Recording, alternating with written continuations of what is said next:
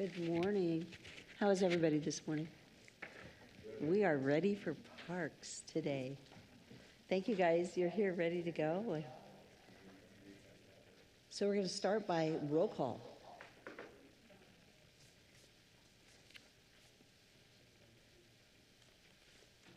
There we go. Yep, worked.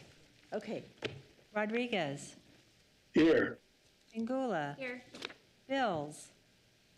Yes. Reynolds. Here. Haverfield. Online. Griffin. 5 present, 1 absent. Thank you. Well, good morning. This is yet another one of our workshops, and I'm excited to hear from Parks today. I know a lot of work goes into this, and a lot of work goes into what you do every day with all your different divisions, so excited to have you today. So who's going to present first?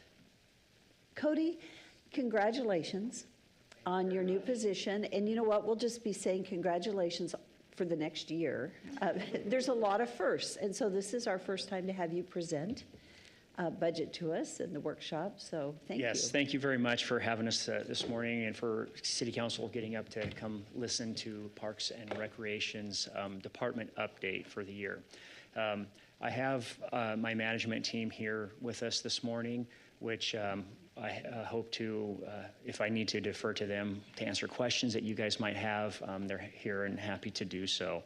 I think that one of the things that by being a new director for this department, I want to say thanks to everybody. I've heard very nice things from everybody, and I feel very welcome into this role, not only from my team, but from the city at large, city council members. Thank you all so very much. It's been very much appreciated, all city staff. All right, Nampa Parks and Recreation Annual Department Update. We are going to go through a presentation this morning and kind of give you an update of the 5 different divisions that make up the Parks and Recreation Department. We're going to talk about some things that are related to our goals, a general overview, kind of talk about the mayor's 5 questions that were posed and how we answered those and thought about those. We'd like to focus a little bit on some efficiencies that we find in our department that maybe set us apart a little bit on how we can do things and how we're doing things as efficiently as we can. We'd like to talk about our accomplishments. Some of our accomplishments are focused on fiscal year 24 because that's the full year wrap-up information that we have, and some of them are fiscal year 25 in process accomplishments. And also talk about future planning. Where are these divisions going in the future? What projects do we have ahead of us? And what exciting things does Parks and Recreation want to do going forward? We're going to talk about some of our capital requests that you guys will see when you look at budgets closer as we go forward with fiscal year 26. Maybe not hit everything, but highlight some of the big ones and talk about those. And then lay out our staff organizational plan and what we're looking for going forward for staffing for fiscal year 26. All right, we're going to start with our goals. Parks and Recreation Department goals were derived from the master planning exercise that happened just last year. In fiscal year 24, we had a brand new master plan that looked at the entire department, and 4 overarching goals were determined. One of them is to continue and to improve organizational efficiencies. And what I have done is pulled out of our budget narratives that you guys will see in the budget book, some of the top benchmarks for those goals under each one of these headings. So under organizational efficiencies, we're working to follow our integrated pest management plan. We're continuing our in-service and staff training for a safe workplace for our employees and the public. One of the things we're looking at is communication with the public through technology applications. I think Golf has one. I know Parks is working on one. Improving workflow efficiency with our work order software system that IT has been working with us on. NextGen is the name of that software program. And then you'll see this later as we go along, but adding a Parks maintenance technician position. And before we get too far with that, that is the single position that Parks Division will be asking for, and the whole entire department will be asking for is a Parks maintenance technician for the Parks Division. All right, goal number 2, maintain and improve facilities and amenities. This is where a lot of the capital requests lie, just in improving the amenities that we have in our system. New irrigation system at Centennial Golf Course is a big one. That's probably the elephant in the room just based on the price tag of that improvement. Renovation of aging infrastructure and amenities. You'll see some of these are repeated from previous fiscal years, but things like playground replacements, shelter replacements, and equipment. Concept plan for a new soccer park property. Oh, and then here's equipment needed for maintenance. These are mowers, trucks, different things that we need to keep the parks looking good. Goal number 3 is continue to improve programs and service delivery. We want to innovate and provide new recreation programs, introduce new special events, coordinate with service groups and volunteers, department projects, and then this is kind of where the request for an ADA bus lands. You may remember that as a request from last year. That's to service our citizens that have different needs to be able to participate in recreational activities. And our 4th goal is to increase financial opportunities. That's one that we try to look and be creative on. Focus on funding and partnerships with business, community, and to cover expenses. We have a good marketing team, and I think that's an area that we can always improve in. Utilizing the new banquet room for rental space out at Centennial. Now that we have it, we need to get that programmed and bring in revenue. And identify and apply for grants through pathways and other parks projects. And that's typically in partnership with the Public Works Division. They're a big help for us. But sometimes we do find maybe some grant opportunities that fly under the radar with that division. So that touches on the goals for the entire division of Parks and Rec. Like I said, they're overarching goals, but we have very specific objectives and strategies to get to those goals within each division. All right, we're going to talk next about the Mayor's 5 questions. And I put a lot of thought into these. What's our mission? Well, we have a mission statement, and it's there, and you can read that. But really, why is that our mission? And I think that's maybe the more important piece on what the mission is. You know, we want to improve, maintain, advocate for parks, green space, and recreational opportunities for citizens of Nampa and future generations. But why we want to do it is because we want to positively impact our community where green space, recreational activities, opportunities provide a sense of community health, wellness, and quality of life. That's why. And who are our customers? I think the obvious answer for customers are our tax-paying citizens that help us keep the parks green and utilize our swimming pools and programs. Absolutely, that's the case. But I think that it's also important to recognize maybe people that are buying homes in our community could be potential customers, people that want to live near parks and have access to recreational activities and move into town and buy one of these new homes that seem like they're going up on every corner. And also to boost Nampa businesses by serving visitors who travel here to participate in tournaments and sports events. I think that's another one that I know that we're having state softball at Skyview here next month, and we're going to see a huge influx across the state come to Nampa to watch their family participate in the programs. Those folks are all buying fuel and staying in hotels and shopping at our stores, and they're also our customers, even though it might be for a single game when they come to the area. All right, question number 3, what do our customers value? We get input and take data points, I guess you can say, from lots of different sources throughout Parks and Recreation. I mean, the rec center alone has over 500,000 people walk through its doors every single year. And so I know that the staff there hear maybe word of mouth or through comment cards or things like that, what they want to see and what they value in Parks and Rec. And, even the maintenance staff might have a citizen stop them. So we're getting data points from all over. One of them that we identified was the Parks Master Plan that I touched on earlier. And what was called out on the master plan was parks with splash pads, pickleball, pathways, and modern amenities are an overarching theme within that master plan. That's what people would like to see. But what we're hearing from our user group, our affiliate user groups, and if you're not familiar, our affiliate user groups are typically sports leagues that offer programming that Nampa Parks and Recreation does not offer. So sports like soccer or football or some of these other sports, there's not a recreational league that this department puts on. However, we allocate space to private groups that offer competitive baseball and soccer leagues. And so we call those our sport affiliate groups. They're Nampa kids that are involved in these sports through these private groups, but utilize the city's resources. And so what are we hearing from those folks? And I think what we hear often from them is they want more fields. They need more space for baseball, soccer, softball, and inclusive recreation opportunities. And then just like I said earlier, our staff interaction with the customers. What are we hearing? I think maintaining our current infrastructure assets, tackling deferred maintenance, and keeping costs affordable are what we hear often, from different user groups or their customer interactions that we have on a daily basis with our customers.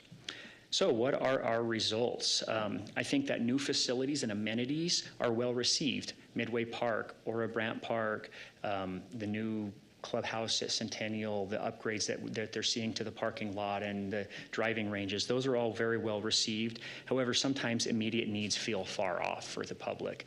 For example, somebody will say, hey, I've heard on a master plan somewhere there might be a future pool location here at Ora Brandt. And I say, yes.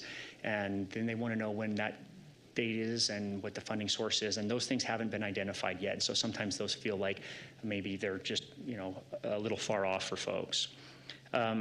And some of our immediate needs lead to recurring requests. So oftentimes you'll see things for deferred maintenance is requested year after year in the city's budget and I'll keep coming back and asking and letting everybody know that, the playground needs replaced or the shelter needs replaced in these different areas. And it's just due to deferred maintenance. Is our plan effective? Yes, I think that our plan is effective. We're working on implementing the priorities and identifying that were identified in the master plan, and we're looking for ways to increase funding to meet demands to keep up with deferred replacements. Okay, here is kind of the organizational chart for the department. There are the 5 different branches under Parks and Recreation. It's kind of a non-traditional time to do this, but I do want to introduce right now, we have a brand new Parks and Grounds manager. He accepted the position just yesterday afternoon, actually, but Tim Zoffren is our new Parks and Grounds manager. We also have Jennifer Ayala Vanderpool. She's our business manager. Tony Blasius is our golf manager. Beach Johnson, Recreation Department Manager, and John Berkey for our Recreation Center Manager. So those are the organizations that those are the budgetary breakdowns within Parks and Recreation. Sometimes cemetery can kind of be overlooked, but those guys really fall under the parks maintenance side. So. All right, I'd like to take a few minutes to talk about some of the efficiencies that we strive for, and we're always looking for more and new and innovative ways. And a lot of these efficiencies, I think, are maybe overlooked a little bit and maybe aren't new efficiencies, but I just like to highlight how they're efficient for the city. One of our biggest, I think the way we're really the most efficient is the way we staff our team. If you look at this chart, there's over 400 people that it takes to keep things going across the city, Parks and Recreation Department. But if you kind of break those numbers down, you can see that 84% of those people are temp employees or seasonal employees. And it's kind of amazing when you think about such a high percentage, the chances of you, when you interact with somebody teaching your kids a swimming lesson or running into somebody mowing the lawn in the park or some other program that might be driving the bus to a tour or at the golf course, the likelihood of them being a seasonal or temp employee is high, 84%. And it's just there's no other way we can make things operate. To fund over 400 people as full-time employees would just be cost prohibitive. There's a little breakdown there. If you were to take a $15 an hour employee, one FTE FTE, which is 2,080 hours. You can see the cost for a full-time benefited employee. They're over $58,000 cost to the city. A part-time employees, plural, working the same 2,080 hours is just under $35,000. So it's a total savings to the city of $23,465 for every FTE that we can bring in through our part-time help. So they're very important to us, and a lot of times I think they can be overlooked in their value, but we know in this room that they're extremely valuable and make our operation happen. Okay, another efficiency is just the cost that the city of Nampa, how efficient we are in maintaining the acres that we have. We have over 500 acres of land that are maintained. And if you look, National Parks and Rec Association in their 2024 survey, they've ranked cities between 100 and 250,000 as having a median cost per acre of over $8,000 to maintain. City of Nampa is able to maintain our acreage at $5,914.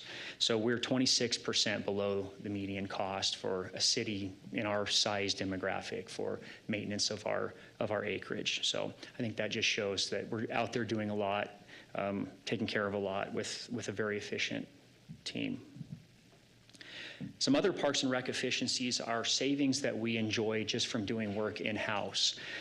Some examples of that are happening now. Maplewood Park is getting a brand new irrigation system that was installed by the maintenance crew over the course of the winter. We're in the final stages of that right now with water coming in, of placing heads, and we'll grade it out and overseed it. And once that new grass comes up, it'll be a great park for this summer. But these types of jobs could have been contracted out, but in doing that, it definitely brings the costs up. So doing that work in-house during the winter season, we might be a little slower than a contractor, but we get it done in a more cost-effective way.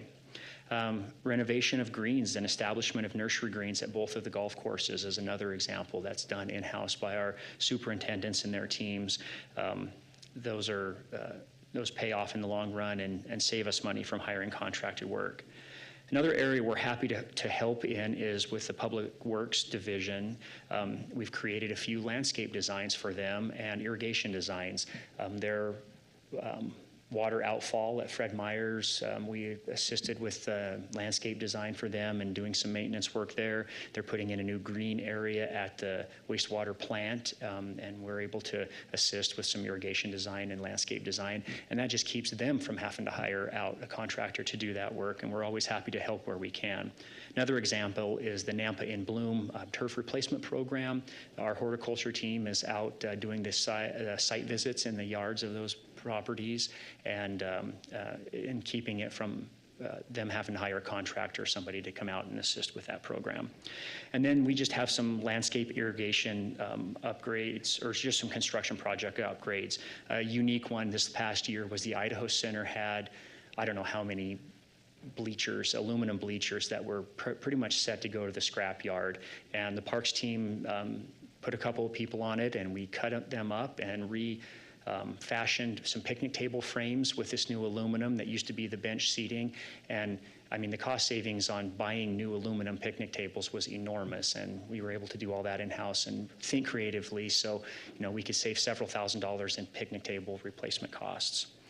And then I think another area is volunteer hours.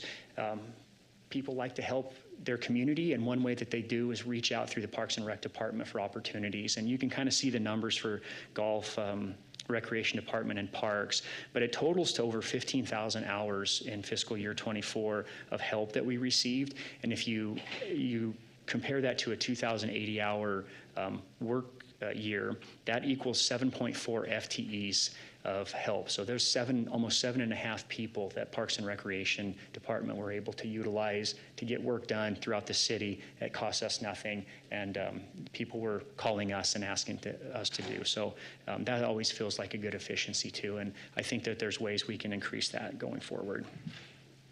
All right, let's look at some numbers. Recreation division, so just the recreation side of things, not the rec center, not the golf courses, not even the parks maintenance. You're looking at, with a population of 119,000 people, the subsidy in '24 was $468,000. That came to $3.93 per capita. So for all those programs and offerings, we feel like that is a really good rate. If you skip ahead and look at the per capita tax costs for parks, same population, 3.2 million was subsidized, bringing the tax per capita for parks to $26.92. And when you add all of those together, it's $30.85 is what is the overall tax subsidy per capita for the citizens of this community to have the parks and recreation opportunities that they do. And it's worth noting that that doesn't include the golf course or the rec center because those are self-funded. But so this is money from the general fund that go to support these.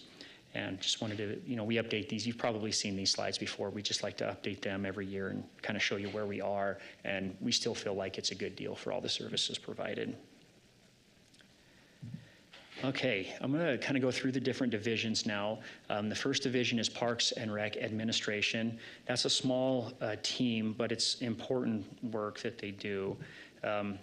Budgeting for the different areas of Parks and Recreation is a key aspect and one of the bigger lifts from Jennifer and her team. Offering division support, marketing and communications, reporting, and then program registration, just operating the software that it takes to get people registered for the rounds of golf and the swimming lessons and memberships at the rec center. So those are some of the core functions of that division. One of the interesting things about the administration division is in a lot of departments, they don't bring in any revenue, and we're happy to say that our administration division does through our marketing efforts. Here's a kind of a flow chart of the department. We are not asking for any positions in administration division, but here's the slide I was looking for when we were talking about revenue that we can generate. Through our partnerships and sponsorships, we bring in just last year almost $180,000 in cash. And this cash is a fantastic sponsorship opportunity. These businesses are happy to partner with us and get their name out in the community. And you can see from the just smattering of logos on this slide that there's big names people know and recognize in the community. And then we also took in a little over $54,000 in in-kind donations. And in-kind donations are a good deal for Parks and Rec because they offset costs. For example, like Domino's Pizza will donate pizzas for a kid's lock-in at the rec center, for example. And so all the kids come in, they get locked in for the night, have a blast, stay up all night, and go home groggy. Well, part of that program would have been ordering pizza for those kids, which would have either cost the city more to buy it, or we would have had to increase the registration fees. With Domino's donating that pizza, it allows us to keep the fees low and not have to purchase it out of our thing, which makes the program more lucrative. So that's just one example, but there's lots of that cost avoidance that we enjoy from in-kind donations and through the sponsorships. And we started back in 2011, it looks like, and you can just kind of see the growth that we've done. And what's fun is the marketing team hasn't really grown in size over that time period. It's the same people, and we've just gotten better and more efficient and built a reputation within the community as a good place to invest your advertising dollars for the businesses. Okay, I'll move on unless there's questions on the administration division. I'll move on to Parks, Cemetery, and Forestry. This is one of the branches that I'm just recently stepping out of. I've just been there the last 11 years, and it's been fantastic. And I'm excited to hand the reins over to Tim and his team over at Parks, Cemetery, and Forestry Division. Here is the one location in our budget that we're planning to ask for an additional FTE department-wide. Our goal is to have about 15 acres per FTE for maintenance, just so that the work can get done and get done to a level that our citizens are happy with. We're currently about 16.6 acres per FTE, not quite there, and we're with the anticipation of 13.5 coming on with Midway Parks Phase 3. This additional position is important for us to be able to maintain the level of service that the public can enjoy out there. Keep moving. What does Parks, Forestry, and Cemetery do? They're an important department because they maintain parkland. They're out there with fertilizer, aeration, mowing, taking care of the trees the public trees across the city on all the city-owned property in the park, as well as city campuses and facilities. Sometimes the public may forget that campuses, just like here at City Hall, we have the lawn and landscape that needs taken care of, but we also have the Idaho Center, we have the NDSC building, the IH2C. There's just lots of buildings across the system that have little landscapes that the Parks Division is happy to maintain. Pathway maintenance along our city's pathway miles. Some areas the pathway is very easy to maintain because there's no irrigation and no turf, and it's just kind of keeping the weeds down and the pathway asphalt looking good. But in other areas, like along the Stoddard pathway, it's a 100-foot wide railroad corridor with irrigation and trees and turf, and it's really a linear park. And so those acres can vary in complexity. And snow removal in areas of city parking lots and sidewalks, and maintenance of right-of-way areas. And that's what the picture is. Right-of-way areas are sometimes questionable, like what does the city maintain and what don't they maintain? The way I explain it the easiest is right-of-way areas that are beautification corridors like Northside Boulevard or Garrity Boulevard, where the city has invested in landscaping and irrigation to beautify those corridors. Those are maintained by the city. And then, of course, our roundabouts throughout the town, which are growing all the time. We have about 70% of our acres are parks, about 17% are city campuses, and 11% are our pathways. And there's kind of where our acres break down. Okay, we're going to talk about some park accomplishments. Midway Park Phase 3 is underway right now. It's on schedule to be mostly, substantially complete by the end of the fiscal year. So we're keeping our fingers crossed. But if you're out there, you can kind of see some dirt moving, and that is going to add another fourplex, which will really increase the functionality of that park for tournaments, where we can have 8 fields all together and really make that park super functional. In addition to everything else it has. Ora Brandt Park Phase 3 wrapped up. Final completion was January 2025. It's all greened up at this point. That included pickleball courts, baseball field, a big shelter and reservation area. Maplewood Park irrigation, mentioned earlier, is underway to be completed here in the next month. Pedestrian pathways, working with Public Works. Grimes pathway was extended from its weird dead end by McDonough Park all the way out to 11th Avenue North, which gives the kids in that neighborhood an easy off-road access to get to Birch Elementary, and it just brings it to a natural point where people can access the pathway. It's been a popular addition. West Park Pollinator Garden. If you haven't been out to West Park, over the winter, the old pollinator garden was removed and a new one was installed. It's probably 3 times the size of the old one. Plants are scheduled to go in this spring, and that's a fun partnership with the University of Idaho Master Gardeners Program.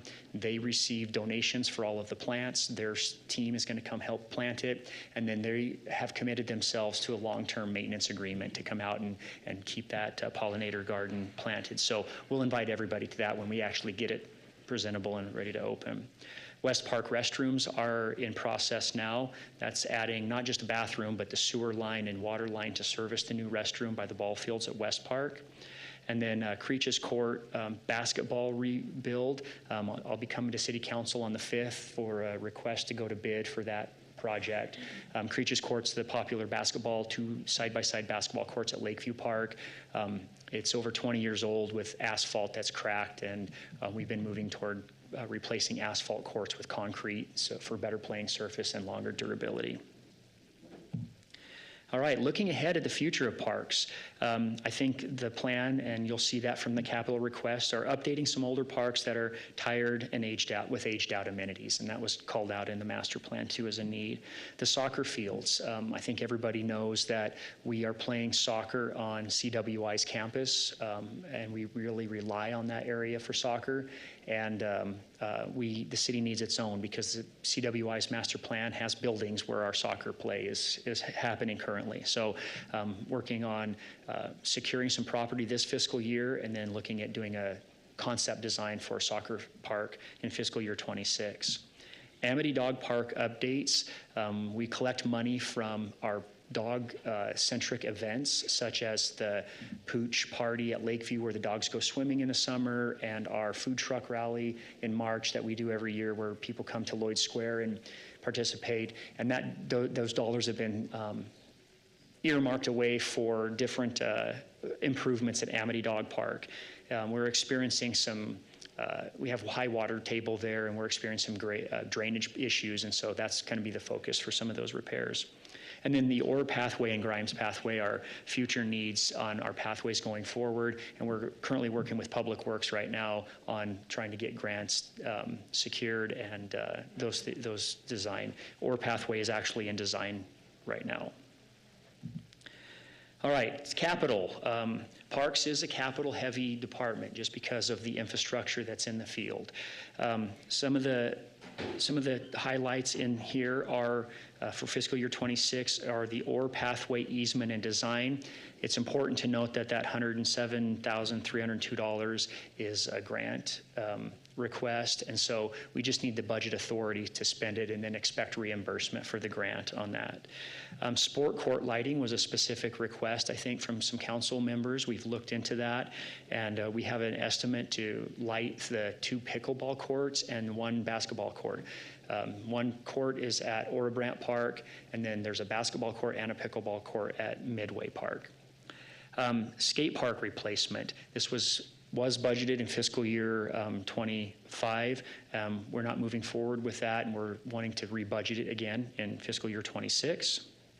And then you can see some maintenance equipment, skid steer, pickup truck, mowers. I did want to talk about the asbestos abatement in the Lakeview train.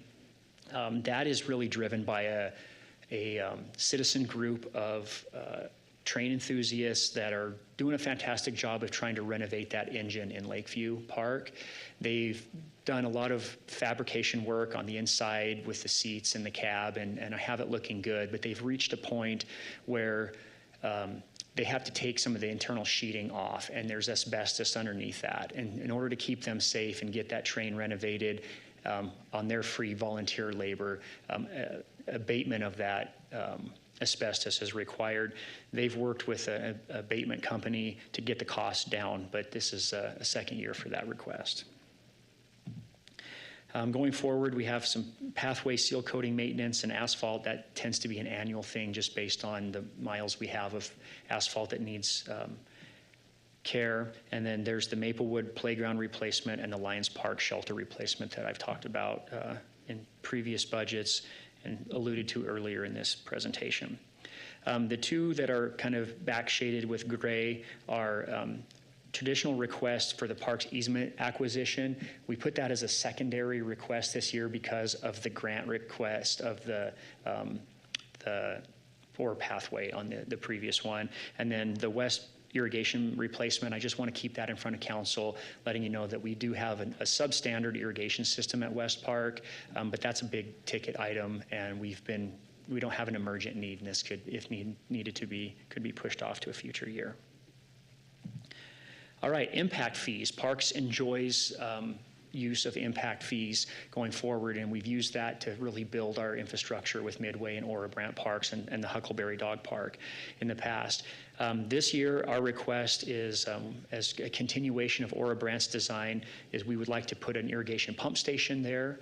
The land was donated by Don Brandt, as everybody knows, but it also came with a well that was off-site. And if we add this pump station, we would be able to increase and have consistent water pressure at that park, which would allow us to irrigate it in the evening hours when the neighbors want us to, rather than splitting it between evening and daytime hours, which we're having to do now just because of low water pressure, because we're sharing it with a neighborhood there. So if we had our own pump station, we would be able to get that park irrigated and water turned off so people could enjoy the entire park during the day instead of dodging sprinklers and having areas interrupted by sprinklers. We'd like to do a concept design for the soccer park facility once that property's purchased. Get some site furnishings for Midway Park, which are trash cans, benches, those sorts of things, and then a pickup truck added to our fleet due to the growth.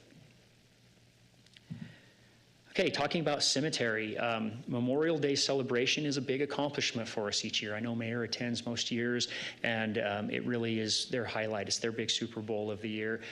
We get a lot of visitors, and Ryan takes a lot of pride in that looking good. Interesting side note, my brother-in-law is the keynote speaker this coming year. He works for the Idaho National Guard, and so it's his first year, so we'll be there to cheer him on as he addresses the crowd at Memorial Day this year. We've started design for the upcoming scattering garden. That's a multi-year project that will be a cremation internment area at the cemetery. I did want to update everybody on the Arborvitae tree project because the grant dollars that were funding that were suspended by the federal government. However, we did reach completion of that project with the grant. And so all the old Arborvitae trees did come out. It looked really naked for a while, but we did get all of the new trees on the master plan that our city forester put together planted back there. So it's only going to get better from here as those trees grow and mature, and we'll have a more healthy urban forest in our cemetery. Could I ask a quick question on that? Yes. Did we have to repay any of that? They're not drawing back the dollars. So we had received the dollars, we got the work done, and they're not calling back any dollars. My understanding is we were awarded $1 million. We received $500,000 of that, and we were told we're not getting the second half. And I don't know if we've spent some of the first $500,000, and I think it's still in the city's account. I don't know that it's been pulled back. That might be a good question for finance, but we have been told not to spend, so we have suspended all of our spending from that. Okay. There's still more work that could be done. Yes. That's what I'm hearing. Okay. Yes. Thank you. Yes. We had help from the Daughters of the American Revolution on placing wreaths on over 900 graves this year for Wreaths Across America. And they're in the process right now of assisting the local VFW Post 3465 with an Iraq and Afghanistan war memorial that'll be placed here at City Hall. Looking forward to the future, we're seeing an increasing trend in cremations. That's not just a Nampa thing or an Idaho thing. I think that's a nationwide trend that kind of speaks to the need for the scattering garden option out there. The scattering garden is a multi-year project, so you'll see that as also its current and future. We're always wanting to, there's a lot of internal roadways that have aged asphalt, so we're always have a project to seal coat or do some replacement on asphalt, and then some replacement maintenance equipment. Okay, here's the cemetery's capital. The scattering garden is the big one, $368,000. That's the second half of that phase one amount. That's in phase now for design. We're hoping to go to bid, start construction, and then this would complete construction of phase one. They need a new truck with a dump bed. This is a key tool for the cemetery. This is where the spoils go and when they're digging a traditional grave. Asphalt repairs, and then there is a mid-size mower that's reached its age on the list as well. All right, moving over to the Recreation Center. It was fun. Just yesterday, John and I gave a tour to the Idaho Rec and Parks Association folks that had, they're actually holding, City of Meridian is actually hosting the IRPA this year, which is fun. But what's interesting is they're holding it at the Nampa Civic Center because it's such a great venue.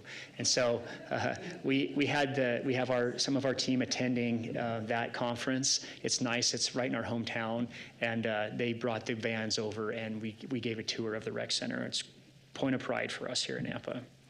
Here's the rec center's organizational plan. No expected changes there as we go forward into 26. List of rec center accomplishments. Here, I mentioned this earlier, over 500,000 visits every year on folks walking through the door at that facility. It's well attended. Kids in Action is our day camp program, and I think those numbers I want to always share those. It's just amazing to me. In fiscal year 24, we had over 22,000 kids in that program. Learn to Swim, over 2,000 kids through the rec center's Learn to Swim program. That's not counting the outdoor swimming pools. You'll see it also on the 5th at City Council, request to update the elevator. That's just to modernize it. I think a lot of the city elevators have already been modernized, and we're hearing from facilities that the one at the rec center is 31 years old and it needs some safety components updated, and then just replacing a lot of the hardware and electronics in it so that we don't hit a point where we have downtime. A lot of our members rely on that to get upstairs and utilize the different facilities that are located upstairs. We always update fitness equipment each year to keep up with the trends, keep things new and fresh, and keep people wanting to come back and renew their memberships. We're always looking to expand unique programming opportunities to reach the community, and our revenue was up 0.5%, but in the right direction. So that's always nice. Another accomplishment that's not listed on here, and it sparked in my mind just yesterday giving the tour to IRPA, was the support and financial support that the rec center provides for the Nampa Senior Center. I think that's a success story. Nampa Senior Center is able to collect their funds and use them on their own programming for meals, help with seniors' taxes, health care. I mean, all the different choir, they had all the pinochle games, everything that they do over there, they're able to, instead of worrying about paying the heat bill, the electrical bill, fixing the roof, cleaning the restrooms and everything, that's all handled by the Nampa Rec Center's budget. And so it might not feel like an accomplishment, but it really is, because it allows the seniors to keep their money to support their staff and their programming. All right, the future of the rec center. It's well known that we've outgrown our space and we're looking at adding we need to add on to the facility. I think that's kind of the top one. We're looking at, I think it's like over 15,000 square feet of space added on that would really primarily focus on additional weight room space, dance studio, and a dedicated gymnastics area, so we could get the gymnastics area off of the basketball court, which would open it up for more use there. And then our master plan also identified a recreation center in North Nampa as a need, just based on proximity and travel times to our current facility. As that part of our community grows, those citizens are maybe feeling left out, like they need a facility in their end of town. Our capital plan is pretty straightforward. The big ask on here is replacing weight room flooring. It's currently carpet, and it just gets a lot of use. If you've been there on the busy times, it's just super hammered with foot traffic. The flooring is expensive. It's called a Mondo flooring system, but it's a rubberized flooring that matches what we did upstairs, and we're getting good results on ease of cleanliness. The appearance of it and durability is just top notch on that rubberized flooring. We'd like to see that in our weight room as well. And then I talked about the fitness equipment. That $100,000 is an annual thing that we try to update our treadmills, weight equipment in the weight room, elliptical machines, those different types of pieces of equipment. And I always mention it whenever I can that it's 100% user fee funded, and there's a $3.8 million in its fund balance at the rec center. So it's doing well. Okay, moving on to recreation and our outdoor pools division. Here is a diagram. There's no requested positions this fiscal year in the rec division. At some point in the future, we could be looking at adding recreational specialists. So when talk about its accomplishments, allocating field space to more than 20 youth and adult sport organizations. Those are those affiliates I talked about earlier. Beach works closely with some of those groups that people know and are just synonymous with Nampa. Nampa Babe Ruth, Premier Soccer, some of those different clubs that service lots of kids that are in our community participating in sports that these clubs service. The Recreation Division hosted over 12,000 program participants. We like to support groups such as the soccer and baseball nonprofits. Our outdoor swimming pool attendance in '24 was over 36,000 people. We held 6 special events each year. And 6 doesn't sound like a lot, but if you think back to the size of some of these special events, like Napa Festival of the Arts, there's tens of thousands of people come for that event. So one event can touch a lot of people. And we're excited about growth that we've seen in our youth programming, special events, adult sports, and our trips and tours. Okay, looking ahead at the future of the rec department, we're working on improving communication between the rec department and the park staff. A lot of time, I think that we've made great strides in that, and I think that we have a long way to go with Tim in his new position and making sure that field space is maintained well and usable for when those rec programs are there to use them. Upgrades in ball field maintenance at West Park and Skyview, such as new pumice and other upgrades to the field. Introducing new sports and rec programs, partnering with local affiliates, adding new programs to different neighborhoods, working with digital scheduling tool to improve efficiency. I hit on that earlier in the presentation. Expanding youth pickleball, that one's growing. The sport's growing, the demand is there. We want to get kids in on that program as well. And then pursuing other funding sources. Here's the capital request list for. Modi. Yes, Councilman Modi. Rodriguez. I do have a question, Mayor.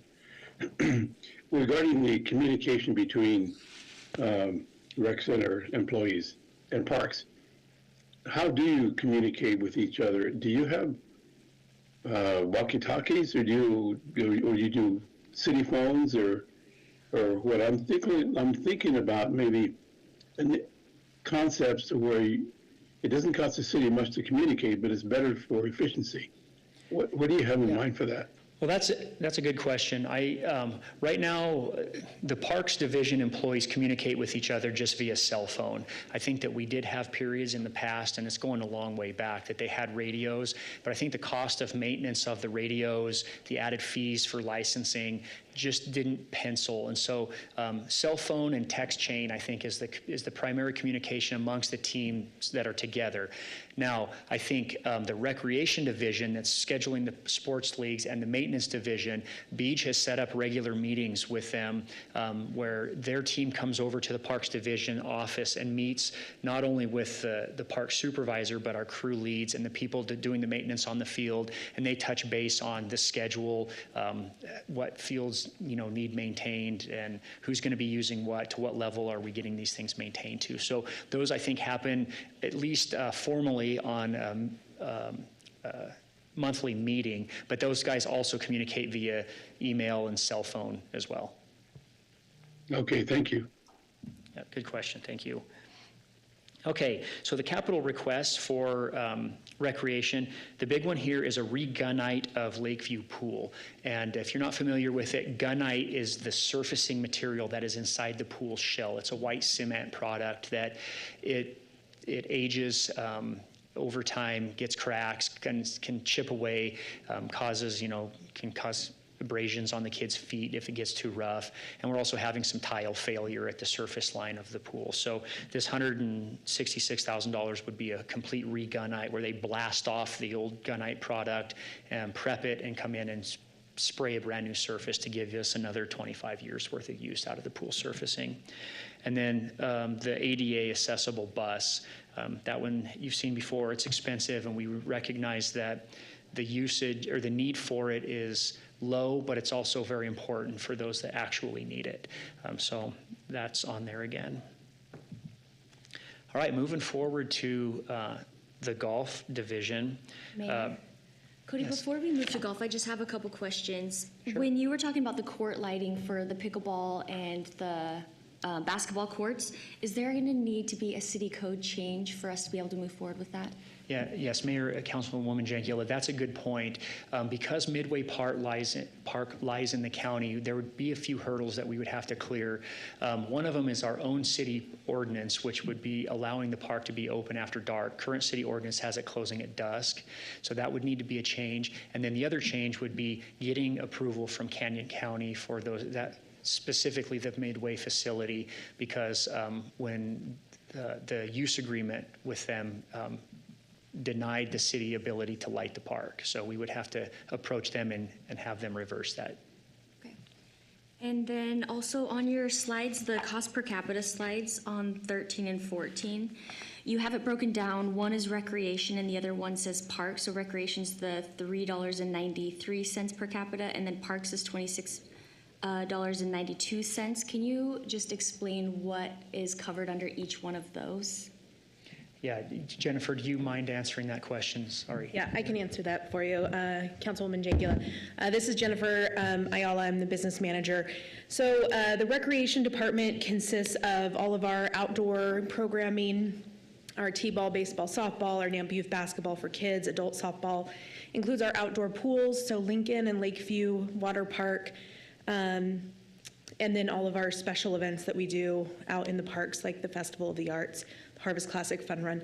So Recreation Department encompasses all of that. The $468,000 is the subsidized amount. So we do take in revenue, for example, the outdoor pools. When people come to the pool, we take admission. But there is still some amount of Recreation Department that is subsidized, which is that $468,000. Is that what you were looking for? Yep, that's great. Thank you. Yep. Thank you, Jennifer. Cody? Yes, Councilman. Councilman Bills here. So on the request for an accessible bus, have you explored versus the city buying another bus? We have to put money, it seems, into VRT and the other part. Is there a way to incorporate the VRT doing the ADA transports? That's a good question, Councilman Bills. Yeah, that's probably something that we can explore, but we have not done so. Yeah, I mean, Okay. yeah, that's a good question. And Jennifer's making the point to, like, a lot of the need that we're seeing in the bus are for trips and tours that the Recreation Department offers. And sometimes those are, after hours or overnight, or they're going to, hot springs up in the mountains or something like that. And a lot of times the VRT may not be a viable option, but maybe for in town, it could be explored. I might also mention Treasure Valley Transit. We just help fund buses for them. They're more Medicaid funded, but because of the ADA accessibility, it might be another ask to ask them about the possibility of supporting in certain places. Thank you for the suggestions. Yeah, those are all very good ones. What we see is it's just heartbreaking if somebody's wheelchair bound or something and they want to go do something and then we just don't have an option for them. So it's hard to see that. And like I said, it's not a large segment of the population, but it has happened. Cody, I know last year during our AARP conference, if we will, we talked a little bit about this with the Treasure Valley Transit. And so they were looking into that as far as maybe some of their buses as they transition out of, using stuff, maybe looking to see if there's something that's still usable for us. We haven't gone forward with that yet or looked at that. Part of that obviously would be bringing in Doug from Fleet to make sure that we're not just picking up something that's going to be a nightmare for that department as well. So, Thank you. Well, I was going to jump back in, Mayor.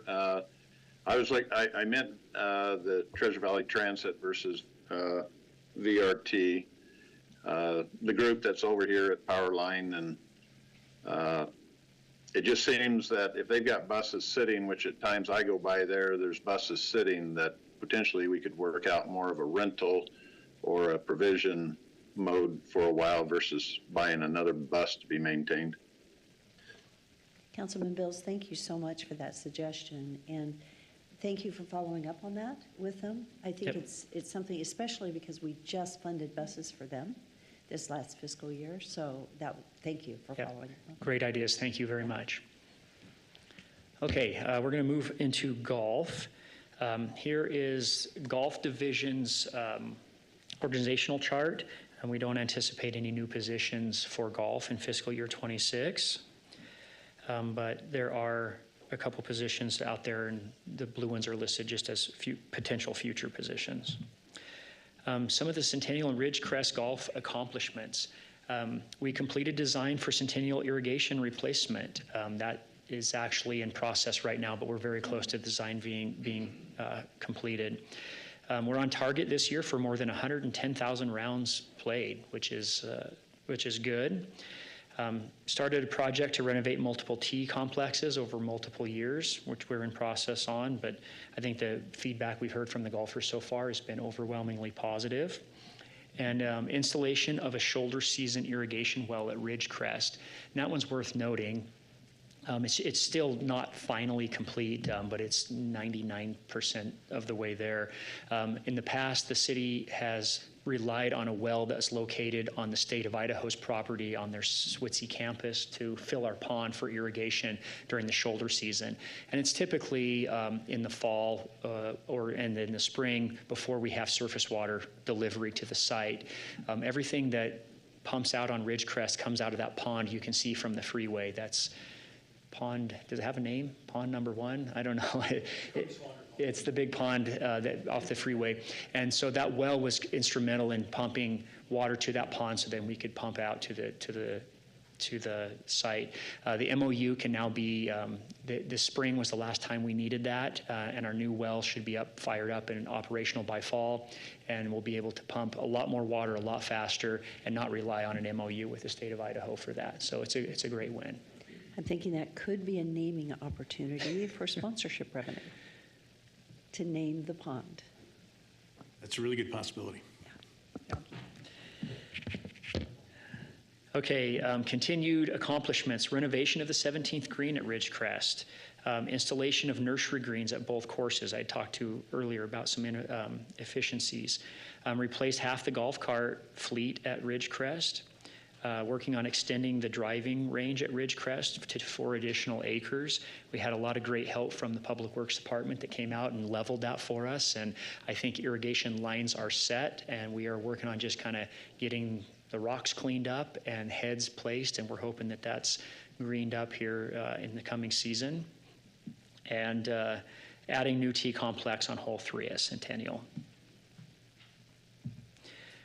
Future, looking ahead at the golf courses, the big one is the irrigation design at Centennial. You can kind of see a rendering of, it's hard to see because it's zoomed back, but it's got new head placements and line locations in that image there for the new irrigation system.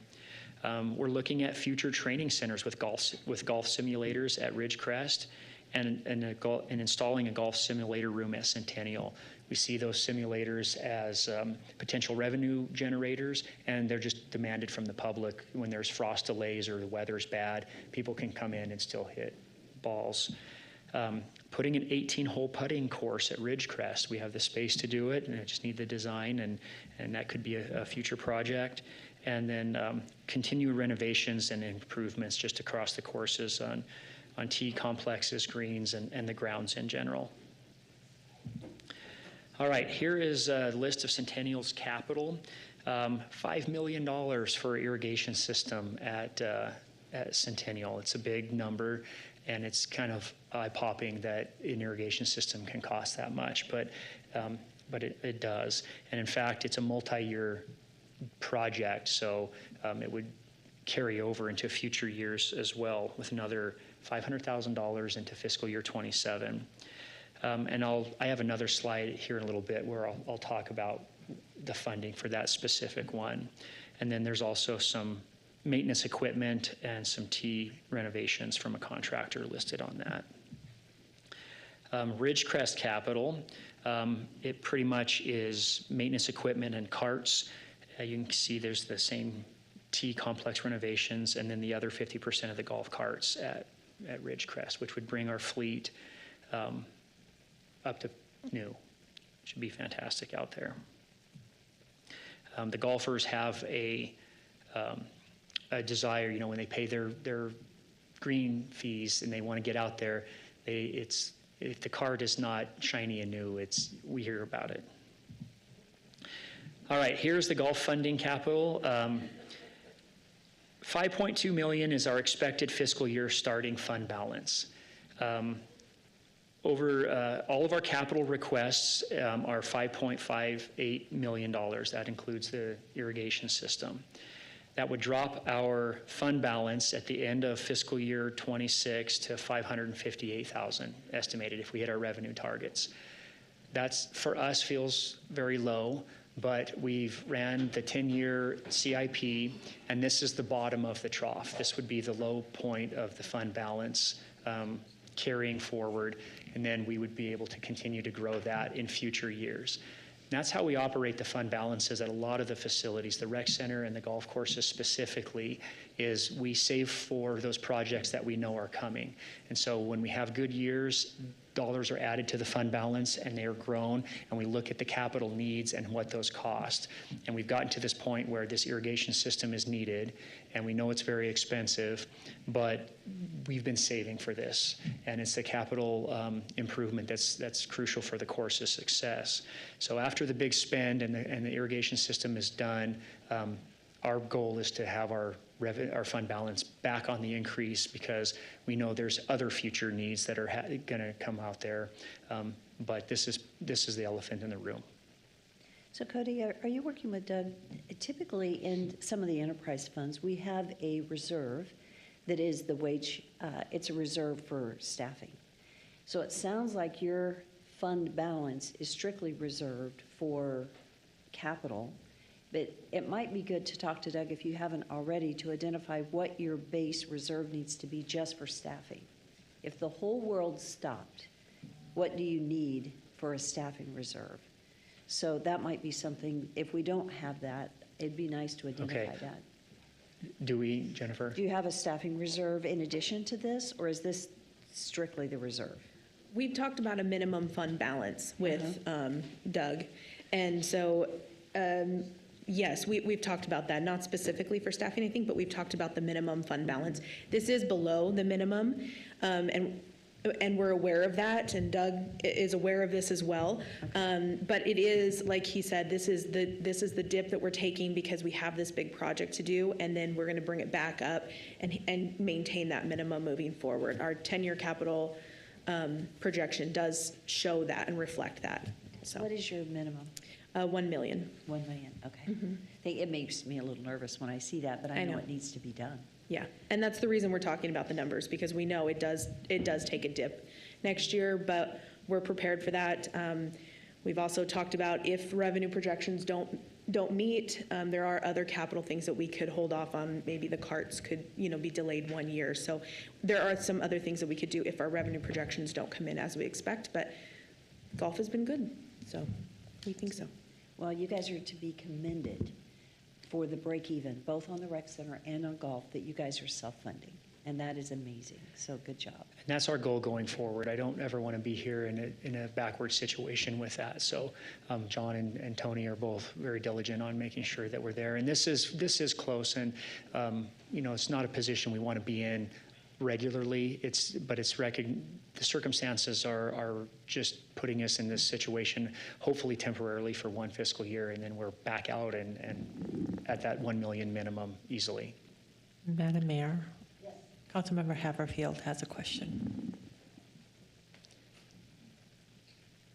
Thank you. Actually, I have a couple of questions. Cody, are you through with your presentation? As a matter of fact, yep, there's my last slide, so perfect timing. Okay. Well, thank you for taking my questions. Great presentation. Appreciate all you do. Going back a little ways, you mentioned that the future soccer park concept planning, as long as I'm on council, utilize me in any help. If you need help with just concept planning, I'm more than happy to help you there, like with Midway. So just keep that in the back of your mind. Same thing with the Lakeview pool, the Gunite spec. If you need help or assistance with putting together that RFP or RFQ, whatever you're going to be doing for that, I've worked on several aquatic centers, so I'd be happy to help you there. My other comment was I do concur with Councilman Bill's remarks on the transit bus as an outsource instead of a purchase. If we can find a local agent. Entity that can provide that, it helps them, it helps us as well. The rec center expansion, I sat in on the interview for the architects a year or two ago. ZGA was selected. Are we in the process at this point of contractor selection for that expansion? No, Councilman Haverfield, we're not. That was future looking ahead at that. I think that funding plan for that is through the impact fees, and our impact fees have been allocated to other projects at this point. So we aren't, this is all conceptual with kind of just a sketch drawing. We're not even close to having final design started. Okay. So you're still working with ZGA as your primary architect then on that as well? I think we just hired them for a concept design, and that contract is over, and there's nothing, there's no binding anything going forward. Okay. Well, again, if you need assistance, let me know. I can help you in that regard, again, as long as I'm on council. And then the irrigation at Centennial, Mike, last question. What is the age or replacement time frame for Ridgecrest? Are you talking like once construction starts, Councilman? No. We have a number in here for the replacement for Centennial. I just asked, when would we expect Ridgecrest to have the same need? That's a good question. Maybe Tony could answer better than I can. I know Ridgecrest is a much newer system, and it was installed maybe more with a different design style than Centennial, but I'm not sure what the issues we're having out there. We are penciling in 2030, 2031 for that. As Cody said, that system was laid, it's newer, it was laid a little bit more proper for a golf course. And so what we are seeing at Centennial is breaks that are just aged wire and components. So it is, it's 38 years old. So it's, and it was laid a little bit more non-conventional for golf courses, but Ridgecrest was laid a little bit more conventional for golf courses, and so the need is a few more years out. And Councilman Oh, go ahead. Oh, sorry, I was just going to add to that. We're sure we'll get to a point where the system at Ridgecrest has aged too, and we're going to continue to see age-related issues. Even a good design will age and fail as we go.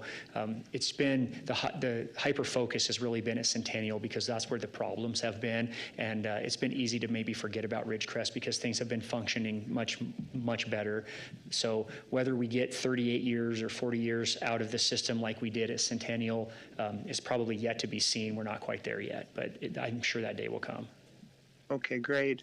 Well, as you look at your planning horizon for some of these things, if you can hold out for another 5 years like you're talking about with Ridgecrest, by then the Urban Renewal Agency will have sunsetted and the city will have more tax dollars available to work with at that time. So some of these bigger expenses might be something you could look at down the road as well. Great. Hey, and Councilman, thank you for your offer of help and assistance on all of those projects. I appreciate that. Yeah, please give me a call. I'm more than happy to help you. Okay, thank you. Are there any other questions?